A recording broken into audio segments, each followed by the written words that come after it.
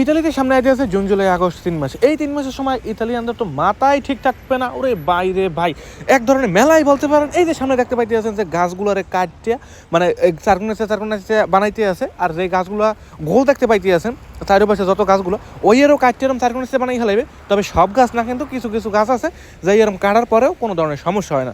তো এই গাছগুলো সকাল সকাল যাওয়ার পর দেখতে পাইতে আছি যে চারিপাশে কাটতে আছে, ওমতন কাটতে কাটতে কাটতে কাটতে এককালে ডাইন দিকে যাইতে আছে। তো একদম ঘোরা টানা শুরু করছে, এককালে শেষ কমে শেষ হয়। হ্যাঁ, আমি কইতে পারি না, তবে কাটাটার ভিডিওগুলো দেখে খুব ভালো লাগলো। 4-5 জন মানুষ আছে হ্যাঁ কাটে, ওই যে সামনে গোল গোল দেখতে পাইতে আছেন ওইগুলোর কাটতে ঠিক এরকম ইডেল লান চারকোনাচে বানাই ফেলাইবে। এরপরে কিন্তু দেখতে কিন্তু সেরকম খালি করা হয় সামনে জুন জুলাই আগস্ট সেপ্টেম্বর এই মাসগুলোর লেগে। এই দেশ বিদেশ বিভিন্ন মানুষ আসে, তারপরে ইতালিতে অনেক পরিমাণে রোদ ওঠে, ওদের আনন্দ উৎসবের কথা কই আসলে শেষ করুন যায় না। এই যে সামনে রেস্টুরেন্ট দেখতে পাইতেছেন, বড় বড় বার হোটেল দেখতে পাইতেছেন, এই কিন্তু সব বন্ধ। তো খুলবে কিন্তু সামনে জুন জুলাই আগস্ট 3-4 মাসের লেগে।